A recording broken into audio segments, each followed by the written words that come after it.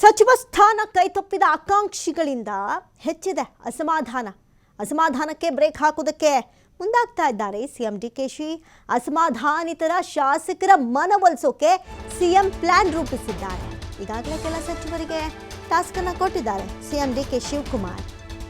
ಜಾತಿವಾರು ನಾಯಕರ ಮೂಲಕವೇ ನಾಯಕರ ಸಂಧಾನಕ್ಕೆ ಮುಂದಾಗ್ತಾ ಇದ್ದಾರೆ. ಅದನ್ನ ನಾನು ಆಗಲೇ ಹೇಳ್ತಾ ಇದ್ದಿದ್ದು, ಭಾರಿ ಕೂಲ್ ಕ್ಯಾಪ್ಟನ್ ಆಗಿ ಇಂಥದ್ದೊಂದು ಪರಿಸ್ಥಿತಿಯನ್ನ ನಿಭಾಯಿಸುವಂತಹ ಕೆಲಸಕ್ಕೆ ಡಿಕೆಶಿ ಮುಂದಾಗ್ತಾ ಇರುವಂಥದ್ದನ್ನ ನಾವಿಲ್ಲಿ ಗಮನಿಸಬಹುದು. ಜಾತಿವಾರು ನಾಯಕರ ಮೂಲಕವೇ ನಾಯಕರ ಸಂಧಾನ ಮಾಡಿಸೋದಕ್ಕೆ ಮುಂದಾಗ್ತಾ ಇದ್ದಾರೆ. ಅಸಮಾಧಾನಿತರನ್ನ ಭೇಟಿ ಮಾಡಿದ್ದಾರೆ ಚಲುವರಾಯಸ್ವಾಮಿ ಆ್ಯಂಡ್ ಟೀಮ್. ನಾವಿಲ್ಲಿ ಗಮನಿಸೋದಾದ್ರೆ ಗುಬ್ಬಿ ಶ್ರೀನಿವಾಸ್ ಮುನ್ಸ್ಕೊಂಡ್ರು. ಸಿಎಂ ಅವರು 3-4 ಬಾರಿ 4-5 ಬಾರಿ 10 ಬಾರಿನೂ ಕರೆ ಮಾಡಿದ್ರು. ಅದಾದ್ಮೇಲೆ ಚಲುವರಾಯಸ್ವಾಮಿ ಕಡೆಯಿಂದ ಕರೆ ಮಾಡಿಸಿದ್ರು, ವಿ ಸೋಮಣ್ಣ ಅವ್ರ ಕಡೆಯಿಂದ ಕರೆ ಮಾಡಿಸಿದ್ರು. ಹೆಂಗೆ ಅವ್ರನ್ನ ಸಮಾಧಾನ ಪಡಿಸ್ಬೇಕು ಅನ್ನುವಂಥ ಕೆಲಸಕ್ಕೆ ತಂತ್ರವನ್ನು ಹೆಣೆಯಲಾಗ್ತಾ ಇದೆ. ಚಲುವರಾಯಸ್ವಾಮಿ ಟೀಮ್ ಅಸಮಾಧಾನಿತರನ್ನ ಸಮಾಧಾನ ಮಾಡಿಸುವಂಥ ಕೆಲಸಕ್ಕೆ ಮುಂದಾಗ್ತಾ ಇದ್ದಾರೆ. ಎಂ ಕೃಷ್ಣಪ್ಪ, ಟಿ ಬಿ ಜಯಚಂದ್ರರನ್ನ ಭೇಟಿ ಮಾಡಿ ಚರ್ಚೆ ಮಾಡೋದಕ್ಕೆ ಸೂಚನೆ ಕೊಟ್ಟಿದ್ದಾರೆ. ಚಲುವರಾಯಸ್ವಾಮಿ ಬಾಲಕೃಷ್ಣರಿಂದ ಸಮಾಧಾನ ಪಡಿಸುವ ಪ್ರಯತ್ನಗಳು ನಡೀತಾ ಇದೆ. ಸಚಿವ ಲಕ್ಷ್ಮಣ ಸವದಿಗೆ ಲಿಂಗಾಯತ ಅಸಮಾಧಾನಿತರ ಸಮಾಧಾನಕ್ಕೆ ಸೂಚನೆಯನ್ನು ಕೊಟ್ಟಿದ್ದಾರೆ. ಆ ಕಡೆ ಯಾರು ಈ ಲಿಂಗಾಯತ ಶಾಸಕರಿಗೆ ಅವಕಾಶ ಸಿಕ್ಕಿಲ್ಲ, ಅವರು ಇಲ್ಲಿ ಆಕ್ರೋಶ ಭುಗಿಲೆದ್ದಿದೆ, ಅಸಮಾಧಾನದ ಕಟ್ಟೆ ಹೊಡೆದಿದೆ ಅಂದಾಗ ಅಲ್ಲಿ ಲಕ್ಷ್ಮಣ ಸವದಿ, ಇಲ್ಲಿ ಚಲುವರಾಯಸ್ವಾಮಿ, ವಿ ಸೋಮಣ್ಣ, ಬಾಲಕೃಷ್ಣ, ಹೀಗೆ ಬಹಳಷ್ಟು ಬುದ್ಧಿವಂತಿಕೆಯನ್ನು ಉಪಯೋಗಿಸಿಕೊಂಡು ಆಯಾ ಸಮುದಾಯದ ಅಸಮಾಧಾನಿತರನ್ನ ಸಮಾಧಾನ ಮಾಡುವಂತಹ ಸಂಧಾನದ ಕೆಲಸಕ್ಕೆ ಡಿಕೆಶಿ ಮುಂದಾಗಿರೋದು. ಈಗಾಗಲೇ ಎಚ್ ಕೆ ಪಾಟೀಲ್ರನ್ನ ಭೇಟಿ ಮಾಡಿದ್ದಾರೆ ಸವದಿ. ಇನ್ನು ನೂತನ ಸಚಿವ ಶಿವಲಿಂಗೇಗೌಡಗೂ ಟಾಸ್ಕ್ ಅನ್ನು ಕೊಟ್ಟಿದ್ದಾರೆ ಸಿಎಂ. ದಲಿತ ಶಾಸಕರ ಸಮಾಧಾನಕ್ಕೂ ಸಿಎಂ ಡಿಕೆಶಿ ಪ್ರಯತ್ನವನ್ನ ಮಾಡ್ತಾ ಇದ್ದಾರೆ. ಸಚಿವರಾದ ಸತೀಶ್ ಜಾರಕಿಹೊಳಿ, ಪ್ರಿಯಾಂಕ್ ಖರ್ಗೆಗೆ ಸೂಚನೆಯನ್ನ ನೀಡಿದ್ದಾರೆ ಸಿಎಂ. ಈ ಬಗ್ಗೆ ಮತ್ತಷ್ಟು ಮಾಹಿತಿಯನ್ನ ಕೊಡ್ತಾರೆ. ದೂರವಾಣಿ ನೇರ ಸಂಪರ್ಕದಲ್ಲಿ ಜಾಯ್ನ್ ಆಗ್ತಾ ಇದ್ದಾರೆ ಪ್ರತಿನಿಧಿ ಸ್ವಾಮಿ. ಸದ್ಯಕ್ಕೆ ನಾವಿಲ್ಲಿ ಪ್ರಮುಖವಾಗಿ ಗಮನಿಸೋದಾದ್ರೆ ಬಹಳಷ್ಟು ಅಸಮಾಧಾನಿತರಿದ್ದಾರೆ.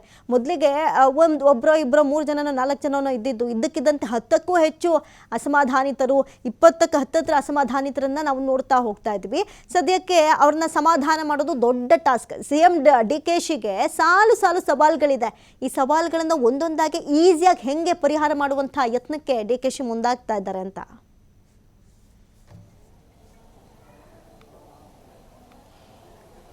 ಅಮೃತ, ಸದ್ಯ ಕಾಂಗ್ರೆಸ್ ವಲಯದಲ್ಲಿ ಅಸಮಾಧಾನ ಸ್ಫೋಟ ಆಗಿರೋದು ಸ್ಪಷ್ಟವಾಗಿರುವಂಥದ್ದು. ಒಂದು ಕಡೆ ಸಚಿವಾಕಾಂಕ್ಷಿಗಳು ಸಚಿವ ಸ್ಥಾನ ಕೈ ತಪ್ಪಿದ ಹಿನ್ನೆಲೆಯಲ್ಲಿ ಈಗಾಗಲೇ ಅಸಮಾಧಾನವನ್ನು ಹೊರಹಾಕ್ತಾ ಇದ್ದಾರೆ. ಜೊತೆಗೆ ರಾಜ್ಯ ನಾಯಕರ ಅಂದರೆ ಸಿಎಂ ಡಿಕೆಶಿ ಹಾಗೂ ಮಾಜಿ ಸಿಎಂ ಸಿದ್ದರಾಮಯ್ಯ ವಿರುದ್ಧ ನೇರ ಹಾಗೂ ಪರೋಕ್ಷವಾಗಿ ಕೆಲ ಶಾಸಕರು ಅಸಮಾಧಾನ ಹೊರಹಾಕ್ತಾ ಇರೋವಂಥದ್ದು. ಅಂದರೆ ನಾವು 20-30 ವರ್ಷಗಳಿಂದ ಪಕ್ಷ ಕಟ್ಟಿದ್ದೇವೆ, ಪಕ್ಷ ಅಧಿಕಾರದಲ್ಲಿ ಇಲ್ಲದಿದ್ದಾಗಲೂ ಕೂಡ ನಾವು ಪಕ್ಷದಲ್ಲೇ ಇದ್ದೇವೆ. ಆದರೆ ನಮಗಿಂತ ಕಿರಿಯರಿಗೂ ಹಾಗೂ ಬೇರೆ ಪಕ್ಷದಿಂದ ಬಂದಂತಹ ಶಾಸಕರಿಗೆ ಮಣೆ ಹಾಕಿರೋದು ಎಷ್ಟು ಸರಿ ಅನ್ನೋದು ಕೂಡ ಪ್ರಶ್ನೆಗಳನ್ನು ಹೊರಹಾಕ್ತಾ ಇರೋಂಥದ್ದು. ಜೊತೆಗೆ ಒಂದು ಕಡೆ ನಮಗೆ ಸಚಿವ ಸ್ಥಾನ ಸಿಕ್ಕಿಲ್ಲ ಅಂತೇಳಿ ಒಂದಿಷ್ಟು ಅಸಮಾಧಾನಿತ ಶಾಸಕರು ಆ ಸಭೆಗಳ ಮೇಲೆ ಸಭೆಯನ್ನು ಮಾಡ್ತಾ ಇದ್ರು. ಜೊತೆಗೆ ಮಾಧ್ಯಮಗಳ ಮುಂದೆ ಕೂಡ ಹೇಳಿಕೆಯನ್ನು ಕೊಡ್ತಾ ಇರೋಂಥದ್ದು. ಈ ಹಿನ್ನೆಲೆಯಲ್ಲಿ ಇದಕ್ಕೆಲ್ಲ ಯಾವ ರೀತಿ ಬ್ರೇಕ್ ಹಾಕಬೇಕು, ಯಾವ ರೀತಿ ಫುಲ್ ಸ್ಟಾಪ್ ಹಾಕಬೇಕು ಅನ್ನೋದು ಈಗ ಸಿಎಂ ಡಿಕೆ ಶಿವಕುಮಾರ್ ಸೇರಿದಂತೆ ಹೈಕಮಾಂಡ್ ನಾಯಕರಿಗೂ ದೊಡ್ಡ ಸವಾಲಾಗಿರುವಂಥದ್ದು.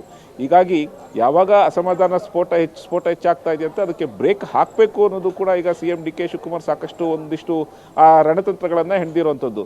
ಅಂದರೆ ಜಾತಿವಾರು ನಾಯಕರನ್ನೇ ಯಾರ್ಯಾರು ಅಸಮಾಧಾನ ಆಗಿದ್ದಾರೆ ಅಂತಹ ಸಚಿವರಿಗೆ ಒಂದಿಷ್ಟು ಟಾಸ್ಕ್ ಕೊಟ್ಟು ಅವರ ಮೂಲಕ ಒಂದು ಅಸಮಾಧಾನಕ್ಕೆ ಬ್ರೇಕ್ ಹಾಕೋದಕ್ಕೆ ಈಗ ಎಲ್ಲ ರೀತಿಯ ಸಿದ್ಧತೆಗಳನ್ನು ಮಾಡ್ಕೊಳ್ತಾ ಇದ್ದಾರೆ. ಇದಾಗಲೇ ಚಾಲ್ತಿಯಲ್ಲೂ ಕೂಡ ಇರುವಂಥದ್ದು. ನಿನ್ನೆ ಎಂ ಕೃಷ್ಣಪ್ಪ ಅವರನ್ನು ಭೇಟಿ ಮಾಡಿದಂತಹ ಚಲುವರಾಯಸ್ವಾಮಿ ಸಾಕಷ್ಟು ಅವರ ಜೊತೆ ಚರ್ಚೆ ಮಾಡಿದರು, ಮನವೊಲಿಕೆ ಮಾಡಿದರು.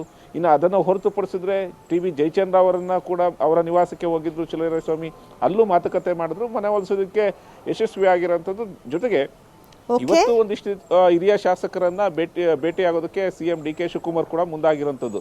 ಒಟ್ಟಾರೆಯಾಗಿ ಈಗಿರುವಂತಹ ಅಸಮಾಧಾನಕ್ಕೆ ಬ್ರೇಕ್ ಹಾಕೋದಕ್ಕೆ ಈಗ ಸಿಎಂ ಡಿಕೆ ಶಿವಕುಮಾರ್ ಸಾಕಷ್ಟು ಸ್ಟ್ರಾಟಜಿಯನ್ನ ಮಾಡ್ತಾ ಇರೋಂಥದ್ದು.